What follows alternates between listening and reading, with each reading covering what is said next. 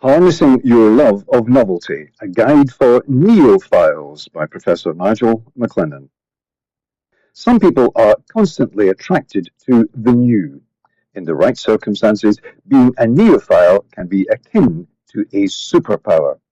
In the wrong context, it can be a horrendous liability. If you are a neophile, how do you harness it to give yourself the best possible life? Neophiles, or scanners as Barbara Sher termed them, are people with an insatiable curiosity and a constant desire for new experiences. Being a neophile is a double-edged sword. In conventional, routine, and repetitive roles, seeking the new is widely frowned upon. In other roles, neophiles can be a powerful asset when they harness their talents effectively. What are the characteristics of neophiles? As with most other human variability, it is not a binary have it or not feature. There are degrees, shades, and even multiple independent and interconnected continua that can be used to understand the huge variety of neophile behavior and preferences. Looking at the core variations, neophiles seem to differ from most people in the following ways. They are hugely curious. To say that they are always seeking new information and experiences goes too far. They tend to immerse themselves in a topic or activity, and when sated, their curiosity takes them to other areas. Neophiles are prone to becoming restless and understimulated by routine tasks or activities. Indeed, it may be their need for stimulation that drives them to seek out the new. Neophiles love a challenge. Learning, doing, achieving, or experiencing something new is very attractive to neophiles. They tend to seek out or are attracted to novel and challenging situations. To others, neophiles can seem impulsive. They appear to make quick decisions based on impulse rather than on careful consideration. But that is not the case for many. They have learned that ready, fire, aim is more effective than ready, aim, fire. What does that mean? Neophiles want to learn. They crave real-world truth.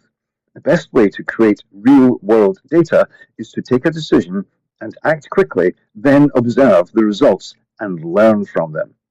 That is, using the shooting analogy, neophiles calibrate their gun by seeing if and where they have hit the target. Of course, they do aim in the most general sense, but they don't do as most people do, that is, spend huge amounts of time aiming, when the best and fastest way to aim well is to fire and get real-life feedback to refine the aim. When a neophile chooses a new interest, they seem able to go into hyperfocus. Their intensity for the subject, having witnessed it several times, I can say is awe-inspiring. They will pick up the level of knowledge, understanding, and skill in a few weeks that most people would take months or years to acquire. For instance, they may go from never having published an article to publishing a groundbreaking book with the leading publishers in a matter of months. The flip side of being a neophile. While neophiles possess many strengths, and when their dispositions are properly harnessed, they can be super achievers, their constant pursuit of novelty can also cause problems. Can you imagine a neophile working in a role that requires little novelty, no variety, and the same routine every day for decades? Well, that is precisely what many people want. If a neophile was in that environment, they would either leave their brain at home, knowing that their talents were not welcomed, and pursue their love of novelty in their free time, or they would be looking for ways to improve things, make them more efficient, faster, or completely obsolete by circumventing the need for the activities entirely. Can you imagine being the boss of someone who was constantly trying to change things? Some neophiles have difficulty committing to something long-term because they know they are going to soon find themselves understimulated. Those who have not realized that novelty is their passion can start blaming themselves for not settling down in any sense of the phrase. They may struggle to commit to long-term relationships, jobs, or hobbies. The CV of a neophile can look like that of a job-hopping dilettante, but actually they have acquired vast skills and knowledge that can be harnessed in the right hands. Neophiles who have not harnessed their superpower can experience financial instability. Their apparent, but not actual, impulsiveness can make it difficult for them to stay anywhere long enough to be perceived as someone who adds value. With so many interesting areas of life to explore, neophiles can experience FOMO, fear of missing out. Some neophiles feel so overwhelmed by the constant stream of new opportunities and experiences that they find it almost impossible to choose one, even for a short while. That difficulty can make it appear that the neophile is highly distractible. In the most extreme forms of neophilia, anxiety and stress are present because of a combination of the above challenges. Neophiles who harness their talents have amazing capabilities. Creativity and innovation are almost inevitable, even easy for them. How can that be possible? We know that the larger a person's conceptual repertoire, the more knowledge they have of multiple different fields, then the more likely they are to be creative.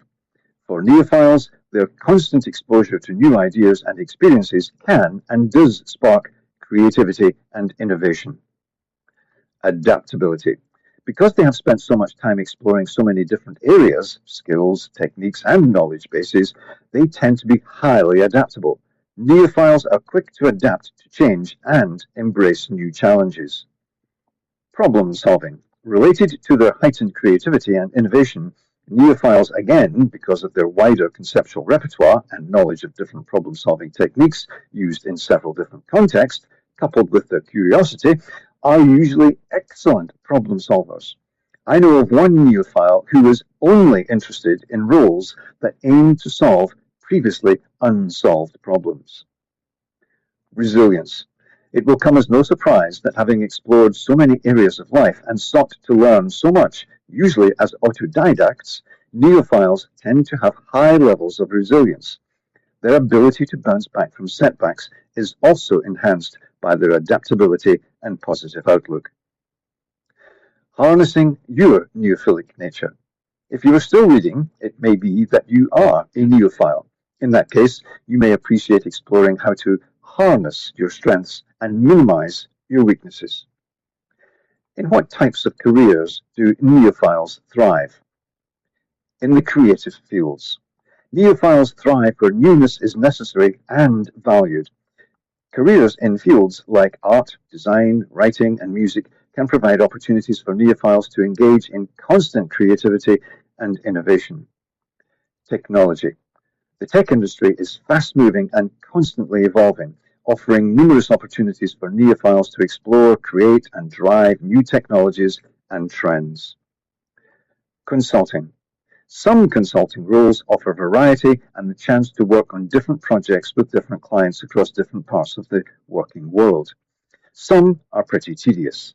For example, giving the same tax advice over and over and over again. Being a freelance consultant gives the greatest flexibility to pursue your current passions. Entrepreneurship. Starting their own business can allow neophiles to pursue their passions and constantly innovate. Digital nomad. Working remotely and traveling the world, experiencing new cultures and ways of life is one way to harness neophilic tendencies. The fast-moving digital world is a boon to neophiles. Portfolio career. Many neophiles thrive by building their own portfolio careers. They may have several apparently incompatible roles and enjoy the challenge of switching from one to the other and back again. For example, a mental health professional might also be a professional musician and a leader of an organization, a non-executive director of others, an author, and a volunteer helping disadvantaged people. Lifestyle choices. What are the best lifestyle choices neophiles can make? Perhaps the better question is, what factors would the self-aware neophile have in mind for each lifestyle choice? Top of the list has to be the opportunity to follow their interests, to be free, to be a lifelong learner, and to avoid anything that constrains their ability to explore new fields. Finding their neophile tribe. In my experience, neophiles love each other's company. Surrounded by people who are constantly exploring new ideas and areas of life is a neophile's dream. When neophiles get together for mutual support, probably for the first time in their lives, they are with people who get them.